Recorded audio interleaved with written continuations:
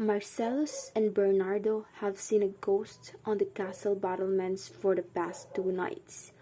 Horatio comes to investigate, and Marcellus informs the other guards that Horatio has said, "'Tis but our fantasy," and will not let belief take hold of him.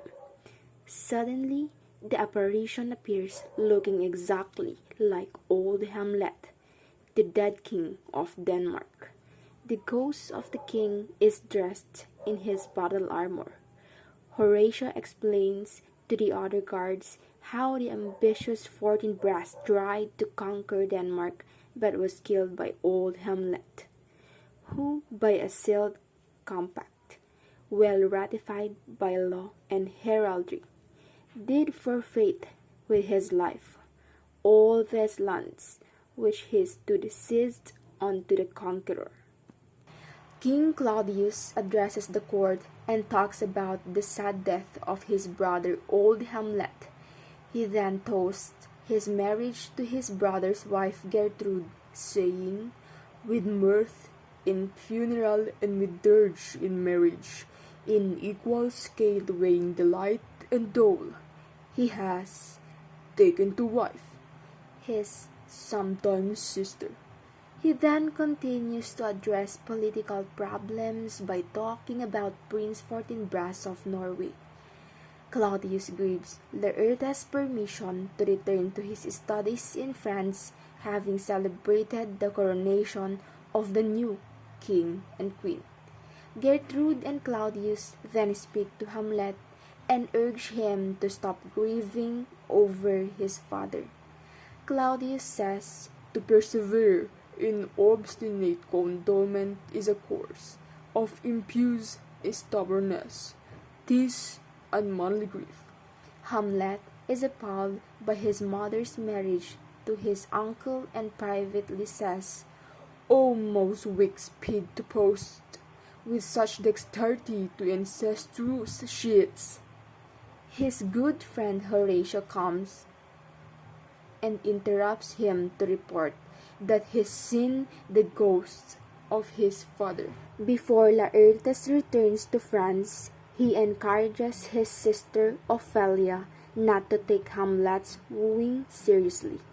Polonius then gives Laertes some fatherly advice for while he studies abroad, and also tells Ophelia to stay away from Hamlet.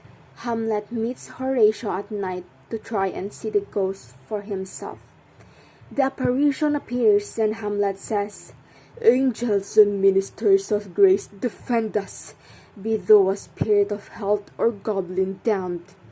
The ghost beckons Hamlet to follow him. The ghost tells Hamlet how he was murdered by his brother Claudius. He reveals that Claudius poured poison in his ear while he was asleep and managed to seduce Gertrude. He instructs Hamlet to revenge his foul and most unnatural murder. The ghost disappears, and when Hamlet tells Horatio and Marcellus what has happened, he begs them not to tell anyone. The ghost reappears and forces them to swear. The two men immediately give their word. Polonius employs a servant to travel to Paris and spy on his son Laertes. Polonius then learns that Hamlet has been behaving oddly towards Ophelia and has been physically rough with her. Polonius claims, "This is the very ecstasy of love, whose violent poverty fordoes itself, and leads the will to desperate undertakings." He believes Hamlet is sick with love for his daughter and intends to report this to the king. Claudius invites Hamlet's childhood friends Rosencrantz and Guildenstern to Elsinore Castle to investigate Hamlet's transformation and find out why he is behaving strangely. Polonius enters and shares his view with Claudius and Gertrude that Hamlet has been driven to madness because of his love for Ophelia. Polonius reads from a letter that Hamlet sent his daughter, "Doubt that stars are fire, Doubt that the sun that move, doubt that the truth be a liar, but never doubt I love. Polonius suggests the king and queen spy on Hamlet as he talks to him. Hamlet speaks in riddles, suggesting that he is mad. Through his speech also contains hidden meanings which Polonius picks up on. Rosencrantz and Guildenstern enter and Hamlet reveals that he knows they were sent to spy on him. They announce that the tragedians of the city are arriving to cheer Hamlet up. The traveling players arrive and Hamlet asks them to perform a moving speech from Hecuba and Priam. He then asks them to perform the murder of Gonzago for the king and his guests the following evening. Before they leave, he gets their permission for him to write a 12-line speech that he wants to be included in the play. Alone, he praises the actor who delivered the speech for connecting to his true emotions when performing and criticizes himself for being unable to express his inner feelings. Rosencrantz and Guildenstern report to Claudius, telling him that they don't know why Hamlet is behaving strangely. Claudius then arranges a meeting between Hamlet and Ophelia so that he and Polonius can hide and watch them. They believe this will confirm whether Hamlet is sick with love or not. Before this, Hamlet delivers a soliloquy talking about his own existence and delivering his famous speech beginning, "To be or not to be, that is the questions." When Ophelia enters, Hamlet confuses her with mixed messages. One moment he says, "I did love you once," the next, "I love you not." He goes on to insult Ophelia and tells her to go to the nunnery to repent her sins. Ophelia doesn't understand the way he treats her and can't believe she sucked the honey of his music vows in the past. Having seen all of this, Claudius decides that Hamlet is not in love with Ophelia and believes what he spake through it luck for a little was not like madness. Hamlet talks to the actors before they perform. He wants the play to hold the mirror up to nature, as the plot is very similar to the events leading up to his father's death. Hamlet instructs Horatio to observe Claudius' response to the play to see if he shows any guilt. The performance begins by depicting a happily married king and queen, but the player king becomes sick and worries that his queen may marry again. Another actor enters and poisons the player king. Hamlet announces that this man plots to marry the dead king's wife, and at this moment Claudius rises in fury and calls for light. Before storming out of the performance, Queen Gertrude follows him. Hamlet and Horatio take this reaction as proof that the ghost was telling the truth and Claudius killed his brother. Rosencrantz and Guildenstern summon Hamlet to talk to his mother and he snaps at them, declaring that he has known all along that they were spying on him. Alone, Hamlet talks about revenge and says, "Now could I drink hot blood, and do such bitter business as the day would quake to look on." Claudius has grown tired of Hamlet's antics and tells Rosencrantz and Guildenstern to get ready to go to England. He wants to send them away from Denmark with Hamlet. Alone, Claudius sinks to his knees and prays. He confesses to the murder of his brother, whispering, "Oh, my offense is rank, it smells to heaven. It hath the primal eldest curse upon a brother's murder." Hamlet observes him as he prays, but decides not to kill his uncle while he is talking to God. Hamlet visits his mother in her closet and threatens her. Polonius is spying on them from behind an arras, and when Gertrude screams, Polonius makes a noise. Hamlet is shocked and stabs through the arras with a knife. He is surprised when he pulls back the screen to see the dead body of Polonius. Hamlet's fury builds as he confesses his disgust at his mother's recent marriage. The ghost of his father appears and tells him not to be harsh on Gertrude. Gertrude either can't see the spirit or pretends not to. Hamlet demands that his mother changes her ways and that she doesn't tell Claudius about their meeting. He also reveals that he knows about the plan for Rosencrantz and Guildenstern to take him to England and tells her he has to go. Hamlet leaves the closet, pulling the corpse of Polonius with him. Gertrude then tells Claudius that Hamlet is mad as the seas and wind when both contend, which is the mightier, and has killed the good old man, Polonius. She tells him Hamlet has gone to draw apart the body he had killed and taken the body away.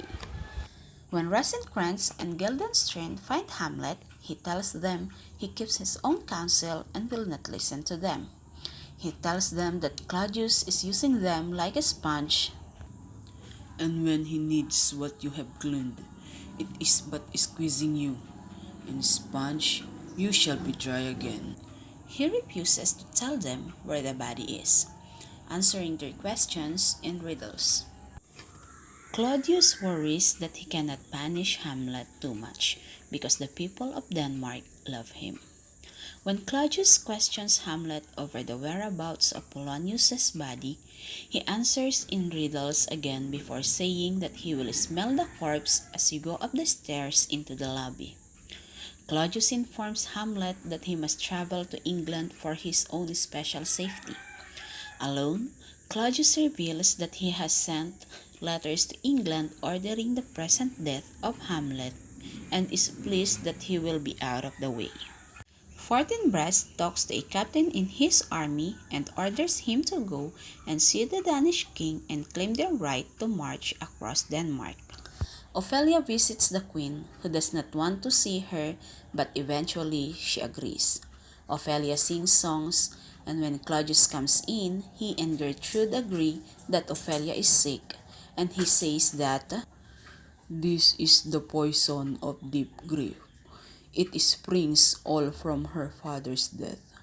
Messengers then report that Laertes has returned and that the Danish people want him to be their king. When Laertes enters, he is in a rage, demanding to know what happened to his father. He then sees the state of his sister Ophelia, exclaiming, "Oh heavens! Is it possible a young maid's wits should be as mortal as an old man's life?" Hearing news that Hamlet is responsible for both tragedies, he declares that Hamlet will have an obscure burial. No trophy, sword, nor hatchment over his bones. Horatio receives a letter from Hamlet saying that he has been kidnapped by pirates, but they have taken mercy on him. Meanwhile, Rosencrantz and Guildenstern have gone to England. Hamlet demands that Horatio meet him at once so that he can impart some shocking news to him. Claudius tells Laertes that Hamlet left Denmark without being punished for Polonius' murder because the Danish people love him. News reaches Claudius that Hamlet is now back in Denmark, and he plots with Laertes to step up a duel between Hamlet and Laertes. Laertes says, "I'll anoint my sword," and plans to dip his blade in deadly poison before the fight. Claudius doesn't want to take any risk, so he says he will also prepare a chalice of poison for Hamlet to drink in case he by chance escape your venom stalk. Gertrude then enters with the news that Ophelia has drowned herself. Laertes is too devastated to cry and says, "Too much of water hath thou, poor Ophelia, and therefore I forbid my tears." Two grave diggers are discussing whether Ophelia should have a Christian burial when she is believed to have killed herself. As the two characters dig the grave, they throw out the bones of other dead people and sing songs. Hamlet passes this grave with Horatio and is shocked to see the bones of dead people being treated so badly. One of the grave diggers shows Hamlet the skull of a court jester. Hamlet is taken aback, saying, "Alas, poor Yorick! I knew him, Horatio, a fellow of infinite jest, of most excellent fancy." Hamlet then contemplates how we all turn to dust in the end. The scene is interrupted by the royal family and Laertes entering the graveyard to bury Ophelia. An argument takes place between Laertes and Hamlet when Hamlet leaps into the grave and says, "I loved Ophelia. 40,000 brothers could not, with all their quantity of love, make up my sum." And they fight. Hamlet leaves and Horatio goes after him. Hamlet reveals that he found the sealed letter Claudius had written ordering his death in England. He tells Horatio he used his father's seal to write another letter ordering the deaths of Rosencrantz and Guildenstern and swapped them. A servant invites Hamlet to make amends with Laertes by fighting him in a duel. The court then comes together to watch the fight. Hamlet starts by apologizing to Laertes and saying, "Give me your pardon, sir. I've done you wrong." The men then choose their weapons and Laertes takes the sword with the poisoned tip. After they have started, Claudius drinks to Hamlet's health before dropping a poisoned pearl into the cup and offering it to Hamlet. Hamlet doesn't drink it, but during the fight, Gertrude drinks the wine from the poisoned cup. Claudius tries to stop her, saying, "Gertrude, do not drink," but it's too late and Gertrude slowly dies. The fight continues and both men end up swapping swords. They are both wounded with the deadly poison. Laertes falls first and warns Hamlet, "Thou art slain, and that the king's to blame." In a fit of rage, Hamlet forces Claudius to drink the poisoned wine and follow my mother. Before Laertes dies, he and Hamlet forgive each other. Hamlet then asks Horatio to tell his story to others and predicts that Fortinbras will become king of Denmark. He utters his final breath, saying, "The rest is silence. Oh, oh, oh, oh." Fortinbras enters with his army, celebrating the fact that they have claimed the land in Poland, and ambassadors also arrive from England saying, "Rosencrantz and Guildenstern have been killed." Horatio promises to explain the chaos. Fortinbras is moved by Hamlet's story and orders a soldier's burial for the dead prince.